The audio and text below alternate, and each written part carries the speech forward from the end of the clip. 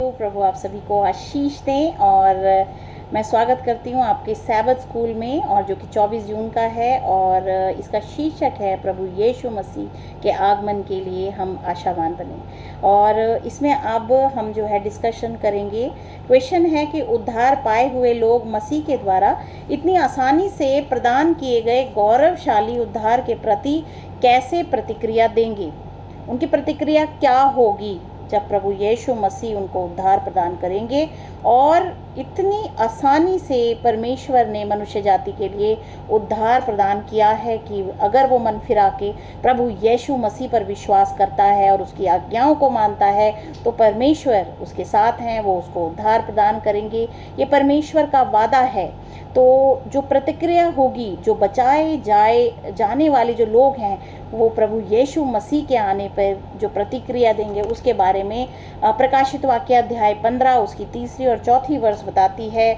यहाँ पे लिखा है, वे परमेश्वर के दास मूसा का गीत और मेमने का गीत गा गा कर कहते थे। इतने अत्यधिक वो प्रसन्न होंगे कि वो परमेश्वर की स्तुति के गीत गाएंगे। आगे उसमें लिखा है, और गाने में क्या गाएंगे? हे सर्वशक्तिमान प्रभु परमेश्वर, तेरे कार्य महान और अद्भुत हैं। हे युग युग के राजा, तेरी चाल ठीक और सच्ची है। हे प्रभु, कौन तुझसे ना डरेगा और तेरे नाम की महिमा ना करेगा, क्योंकि केवल तू ही पवित्र है। सारी जातियां आकर तेरे सामने दंडवत करेंगी, क्योंकि तेरे न्याय के काम प्रकट हो गए हैं। क्योंकि उन लोगों ने महसूस किया है कि परमेश्वर न्यायी परमेश्वर है और जो वो करता है वो मनुष्य जाति के भले के लिए ही वो करता है। इस तरीके से परमेश्वर जो है मनुष्य जाति के द्वारा न्याय ठहराया जाएगा, और यही शैतान के मुंह पे तमाचा होगा जिसने कि परमेश्वर पर आरोप लगाया कि वो एक अन्यायी परमेश्वर है। लेकिन जब मानव जाति उसको स्वीकार करेगी कि हाँ, परमेश्वर न्याय करने वाला सच्चा परमेश्वर है, तो ये शैतान के मुंह पे एक तमाचा होगा और पाप का अंत होने ही वाला है, वो नज़दीक है। और प्रभु को न्याय ठहराना मनुष्य जाति के लिए बहुत ज़रूरी है, क्योंकि परमेश्वर ने मनुष्य जाति को बनाया ही इसलिए था कि वो शैतान के मुंह पर एक तमाचा जड़ सके। और उसके मुंह पे तमाचा यही है कि मनुष्य जो उसके द्वारा बनाया गया, शैतान ने उसको भरमाया, कोशिश की उसे भरमाने की ज़िंदगी भर, लेकिन उसके कुछ वफादार लोग कभी भी उस लालच में जो शैतान ने उनको दिया वो नहीं आए, और वो स्थिर रहे प्रभु यीशु मसीह के जो है न्याय में। पर प्रभु यीशु मसीह के द्वारा जो उद्धार का रास्ता परमेश्वर ने दिखाया उसके प्रति वो हमेशा स्थिर रहे।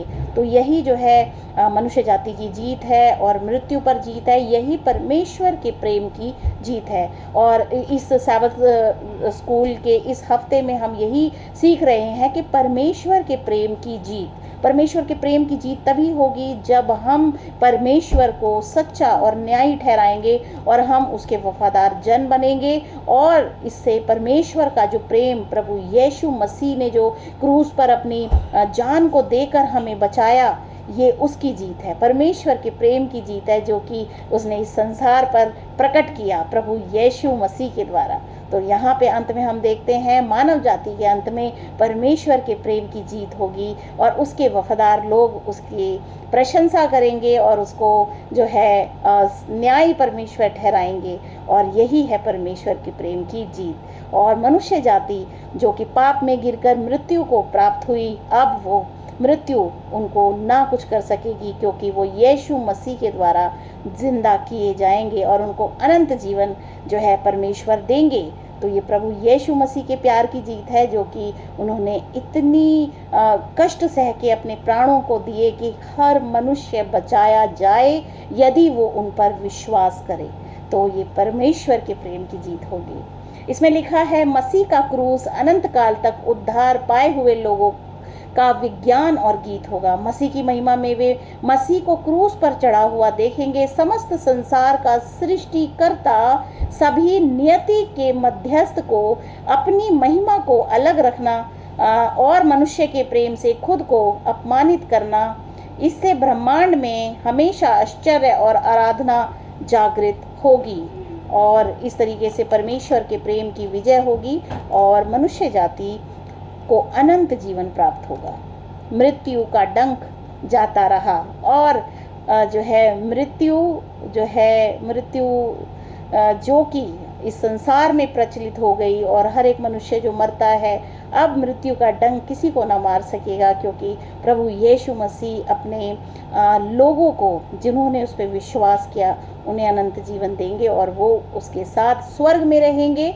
और ये है परमेश्वर की जीत। तो प्रभु आप सभी को आशीष दें। आमीन।